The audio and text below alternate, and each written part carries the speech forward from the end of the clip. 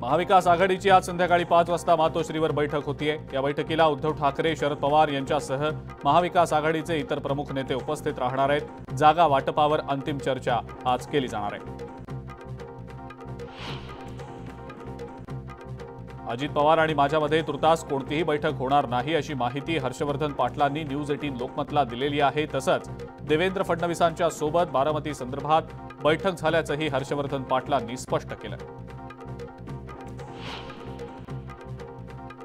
आमदार राम सातपुते यांना उमेदवारी जाहीर झाल्यानंतर महाविकास आघाडीच्या सोलापूरच्या उमेदवार प्रणिती शिंदे यांनी एका पोस्टद्वारे त्यांना शुभेच्छा देत टोला लगावलाय। त्यामुळे सोलापुरात खऱ्या अर्थानं आता राजकीय धुळवडीला सुरुवात झाल्याचं दिसतंय। निवडणूक लोकशाहीच्या मार्गानं लढवण्याचं आवाहनही त्यांनी केलेलं आहे। सत्तेसाठी लाचारी पत्करलेल्यांना ओमर अब्दुल्लांना प्रश्न विचारण्याची हिंमत येईल तरी कुठून अशा शब्दात उद्धव ठाकरेंचं नाव न घेता शिवसेनेचे खासदार डॉक्टर श्रीकांत शिंदे यांनी टीका केलेली आहे। काश्मीरमध्ये महाराष्ट्र सदनाला ओमर अब्दुल्ला यांनी विरोध केल्यानंतर शिवसैनिक आक्रमक झाले। लोकसभा निवडणुकीच्या अनुषंगानं धनगर समाजानं वेगळी भूमिका घेण्याची आवश्यकता नाही असं गोपीचंद पडळकरांनी म्हटलेलं आहे। तर धनगर आरक्षण हा तांत्रिक विषय आहे, तो दुरुस्त करू आणि आरक्षणाचा विषय मार्गी लावू असं पडळकर यांनी म्हटलेलं आहे। सागर बंगल्यावर बैठकांचा सिलसिला पाहायला मिळतोय। राधाकृष्ण विखे पाटील आणि राम शिंदे यांचं मनोमिलन झालेलं आहे। यात बारामतीचा देखील तिढा सुटण्याची शक्यता वर्तवली जाते। प्रश्न शिल्लक असले तर ते सोडवणारच असं आश्वासन देवेंद्र फडणवीसांनी केलेलं आहे। नागपूर विमानतळावर आमदार राजू पारवे यांचं ढोल ताशाच्या गजरात आणि गुलाल उधळत कार्यकर्त्यांनी स्वागत केलं। पारवेंनी काँग्रेसला रामराम ठोकत शिवसेनेमध्ये प्रवेश केलेला आहे। रामटेक लोकसभा मतदारसंघात शिवसेनेचे उमेदवार म्हणून राजू पारवे यांना संधी मिळण्याची दाट शक्यता आहे। एकीकडे नाशिक लोकसभेचा तिढा सुटत नसताना छगन भुजबळ आणि समीर भुजबळ यांनी 2 दिवसांपूर्वी एकनाथ शिंदे यांची भेट घेतल्यानं शिवसैनिक अस्वस्थ झाल्याचं समजतंय। शिवसेनेचे विद्यमान खासदार हेमंत गोडसे यांनी शक्ती प्रदर्शन करत ही जागा कुणाला सोडू नये अशी मुख्यमंत्र्यांना विनंती देखील केलेली आहे। राज्यातल्या पहिल्या टप्प्यातल्या लोकसभा निवडणुकीतल्या उमेदवारांमध्ये आता चांगलीच लढत रंगणार असल्याचं दिसतंय। यावेळेला अनेक मतदारसंघांमध्ये काँग्रेस विरुद्ध भाजप अशी थेट लढत होतीये। यावेळेला बसपा आणि वंचितच्या भूमिकेकडे देखील सर्वांचंच लक्ष लागून राहिलंय।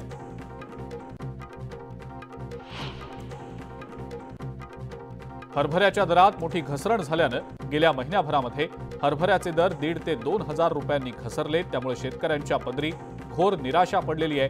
चोपडा बाजार समितीमध्ये महिन्याभरापूर्वी 12,000 ते 13,000 रुपये असा दर हरभऱ्याला मिळत होता। मात्र सद्यस्थितीत केवळ 10,000ंचाच दर मिळत असल्यानं शेतकऱ्यांच्या चिंतेत भर पडलेली आहे। धाराशिवमधल्या 3 तालुक्यांच्या लाखो दुष्काळग्रस्त शेतकऱ्यांना आर्थिक अनुदान देण्यासाठी केवायसी केली जाते। मात्र गेल्या 2 दिवसांपासून सर्व्हर डाऊन असल्यानं केवायसी यंत्रणा ठप्प पडलेली आहे। त्यामुळे शेतकऱ्यांचं मोठं आर्थिक नुकसान होत आहे। धाराशिवमधल्या ढोकी इथल्या तेरणा शेतकरी सहकारी साखर कारखान्यानं पहिल्याच गाळप हंगामात 3 लाख मेट्रिक टन ऊसाचं गाळप केलंय। गेल्या 25 वर्षांपासून हा कारखाना बंद होता। मात्र आता कारखाना सुरू झाल्यानं 25 वर्षांनंतर शेतकऱ्यांची स्वप्नपूर्ती झालेली आहे। राज्यातल्या बाजारात कैरीची आवक वाढलेली आहे। तेलंगणा आणि आंध्र प्रदेश या भागातनं 300 क्विंटल कैऱ्यांची आवक झालेली असून कैरीला 5,000 ते 7,000 रुपये प्रति क्विंटल इतका दर मिळतोय। बुलढाण्यातल्या प्रमुख बाजार समित्यांपैकी एक असलेल्या मलकापूरमध्ये सध्या हरभरा आणि तुरीची आवक मोठ्या प्रमाणावर होतीये। सध्या या बाजारात तुरीला 10,355 रुपये कमाल आणि किमान 8,900 रुपये इतका प्रति क्विंटल दर मिळतोय। मराठवाड्यामध्ये आता दुष्काळाच्या झळा मोठ्या प्रमाणावर जाणवू लागलेल्या आहेत। 5 जिल्ह्यातल्या 399 गावं आणि 91 वाड्यांना 606 टँकरनं पाणी पुरवठा केला जातोय। मराठवाड्यामध्ये सध्या फक्त 23.69% इतकाच पाणी साठा शिल्लक आहे। एप्रिल ते मे महिन्यामध्ये परिस्थिती आणखी बिकट होणार आहे। लोकसभा निवडणुकीमध्ये गैरप्रकारांवर लक्ष ठेवण्यासाठी पुण्यामध्ये 135 भरारी पथकं आणि 129 स्थिर सर्वेक्षण पथकांची स्थापना करण्यात आलेली आहे। खर्च संनियंत्रणासाठी जिल्हाधिकारी आणि जिल्हा निवडणूक अधिकाऱ्यांच्या अधिकारामध्ये जिल्हा स्तरावर समन्वय अधिकारी नेमण्यात आलेले आहेत. जळगावमधल्या गिरणा, हतनूर आणि वाघूर प्रकल्पातील पाणीसाठा दिवसागणिक कमी होतोय. दुसऱ्या बिगर सिंचन आवर्तनामुळे निम्म्या जिल्ह्याची तहान भागवणाऱ्या गिरणा प्रकल्पातला साठा 31% आलेला आहे. एप्रिलमध्ये हा पाणीसाठा 22 ते 23% येण्याची शक्यता आहे. सीईटी सेलनं लोकसभा निवडणुकीमुळे प्रवेश परीक्षांच्या वेळापत्रकामध्ये 2 दिवसांपूर्वी बदल केलेला होता. मात्र सुधारित वेळापत्रकातल्या MHT, सीईटी आणि नीट या परीक्षा एकाच दिवशी आल्यानं आता पुन्हा वेळापत्रकात बदल करण्याची वेळ सीईटी सेलवर आलेली आहे. नागपुरात धुळवडीच्यामुळे चिकन आणि मटणच्या दुकानांमध्ये मोठी गर्दी पाहायला मिळतेय. नागरिक लांब रांगांमध्ये उभे राहून मटण खरेदी करतायत. मटणाचा दर 800 रुपये प्रति किलोवर पोहोचलेला असला तरी खवय्ये मात्र खरेदीसाठी गर्दी करतायत. मुंबईतल्या जुहू बीचवर होळीच्या निमित्तानं अनेक लोकांनी गर्दी केलेली आहे. होळीच्या रंगात रंगून त्यांनी गाण्यांवर ठेकाही धरलाय. सगळीकडे होळीचा मोठा जल्लोष पाहायला मिळतोय. भुसावळमध्ये सुद्धा धुलीवंदनाचा उत्साह आहे. अनेकांनी पर्यावरणपूरक धुलीवंदन साजरा केलंय तर काही ठिकाणी भजन कीर्तनामुळे धुलीवंदनाची रंगत आणखीन वाढलेली आहे. पुण्यामध्ये भोई प्रतिष्ठानच्या वतीनं अनोख्या होळीचं आणि रंगपंचमीचं आयोजन करण्यात आलं.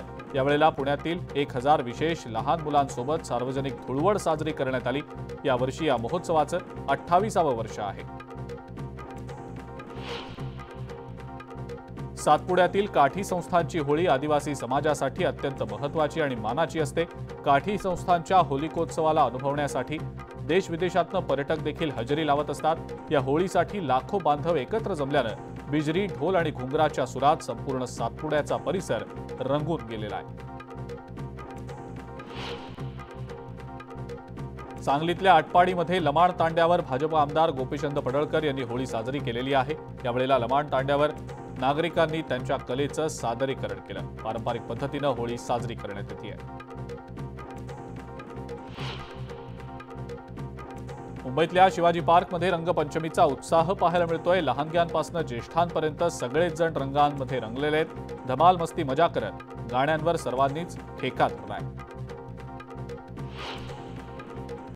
वर्ध्यात गिरीपेठ इथं होळीला नैवेद्य म्हणून दाखवण्यात येणाऱ्या पुरणपोळीचं गोरगरिबांना आणि भिकाऱ्यांना वाटप करण्यात आलं. महाराष्ट्र अंधश्रद्धा निर्मूलन समितीनं सुरू केलेल्या या उपक्रमाला नागरिकांनी सुद्धा भरभरून प्रतिसाद दिला. नाशिक जिल्ह्यातल्या ग्रामीण भागात पारंपरिक पद्धतीनं होळी साजरी करण्यात आलेली आहे. मात्र यंदा पावसाअभावी होळीवर दुष्काळाचं सावट आहे. अगदी साधेपणानं होळीचं दहन करत वाईट गोष्टींचं होळीमध्ये दहन करण्यात आलं. रत्नागिरीतल्या केळशीमध्ये पारंपरिक पद्धतीनं नाचगाणी करत होळी दहन करण्यात आलं. यावेळेला ग्रामस्थांनी एकत्र येत देवाची पूजा करत नवीन संकल्प करण्याची परंपरा आहे. ग्रामस्थांनी गारहाणं घालत होळी साजरी केलेली आहे. नागपुरात भाजपनं यंदाची होळी वंचित समाजासोबत साजरी करण्याचं ठरवलं असून काटोल परिसरातल्या पुसागोंदी गावात भाजप प्रदेशाध्यक्ष चंद्रशेखर बावनकुळे, आशिष देशमुख यांनी होळी साजरी केलेली आहे. यावेळेला त्यांनी बंजारा नृत्याचा देखील आनंद घेतला. रत्नागिरीच्या दापोलीमध्ये शिमगोत्सवाच्या निमित्तानं लोककला सादर करण्याची परंपरा आहे. तर पिसाई गावचा पारंपरिक नकटा खेळ शिमगोत्सवातलं खास आकर्षण आहे. गेल्या अनेक वर्षांपासून ग्रामस्थांनी ही परंपरा जपलेली आहे. नागपूरमध्ये होळी पाडव्याचा मोठा उत्साह पाहायला मिळतोय. नागपूरच्या रामदास पेठ परिसरात पारंपरिक पद्धतीनं रंगांची उधळण करत लहानग्यांसह ज्येष्ठ नागरिकांनी एकमेकांना रंग लावत होळीच्या शुभेच्छा दिल्या.